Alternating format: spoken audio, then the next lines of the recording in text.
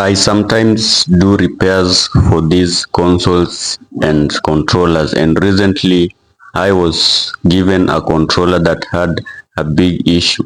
It was so difficult, or it was next to impossible to fix, not because it wasn't powering on, but because a button was broken.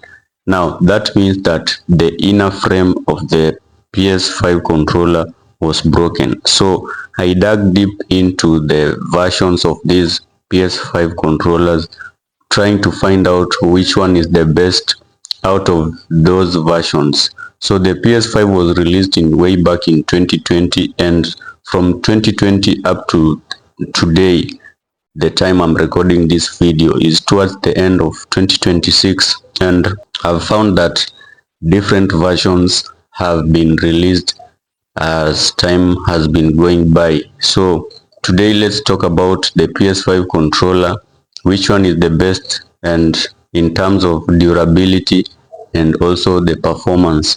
So since the PS5 was released, the first versions had some issues on the stick drift, and most people were complaining about the stick drift, and that has been a major issue on these controllers. So I decided to just take a look at the versions and read the history about them and conclude which one is the best, or which one is the best to be recommended for a gamer.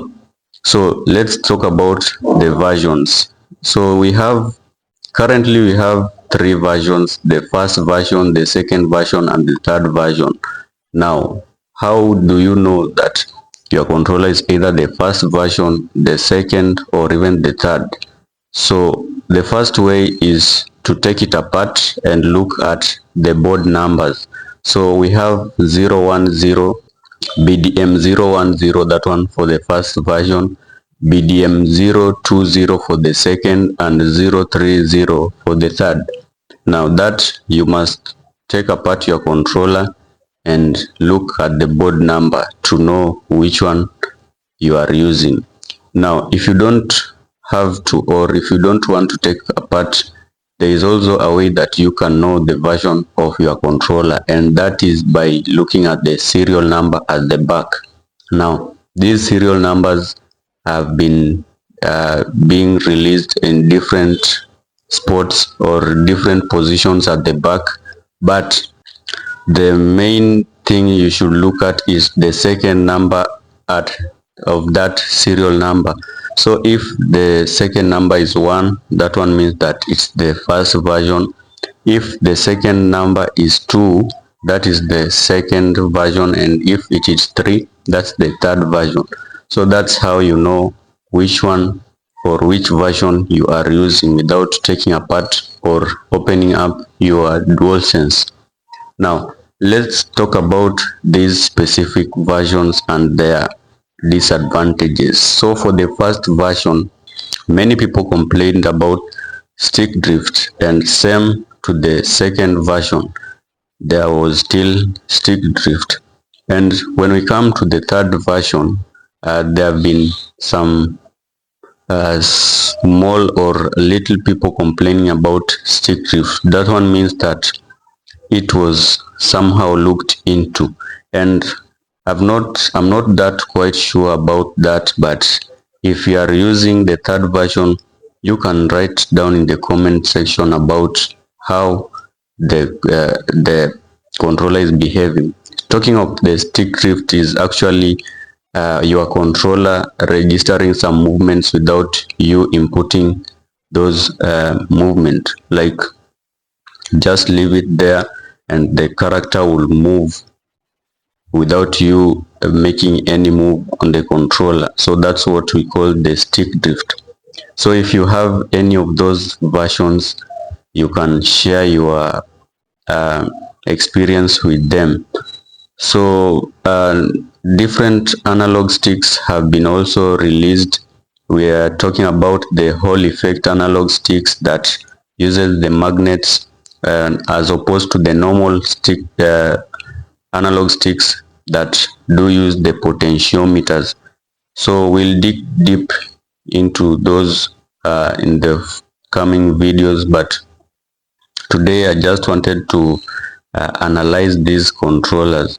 So on the first version, I've said most people complained about severe stick drifts. That's when the PS5 was released. Many people complained about the stick drift. On the second version also, many people complained about the stick drift. And on both the first version and the second version, people also complained about the battery capacity. So these controllers didn't last long after charge. So I've seen also people complained about that, and hopefully I think they fixed that on the third version. So you can see that the third version is doing quite well, but there's something that I experienced recently that I would like to share about the third version. So I had a controller that had a broken R2, and when I opened it, I found that it is the third version of the DualSense controllers.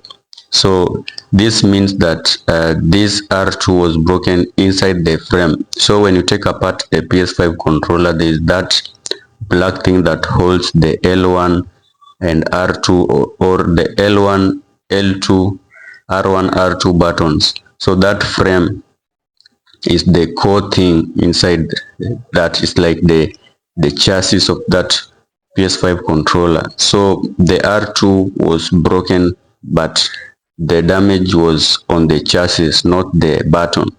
So when I looked at the entire chassis, I found that it was a bit weak. So, and this is not the first time that I found such a controller. It was like the third time, and it was on the same model. So while the version 1 and version 2 has its disadvantages, this version 3 has more advantages, but this one thing made the difference. So the third version has the issue on the soft, it has a soft chassis, and that's not a big deal because this only applies to those rough gamers who apply a lot of pressure while playing, or you just drop your controller. So according to me, the third version is the best controller you can buy, being that you are a responsible gamer who knows how to take care of your controller. Then you should go for the third version. So if you found this video helpful, let me see your like. Don't forget to subscribe. See you in the next one.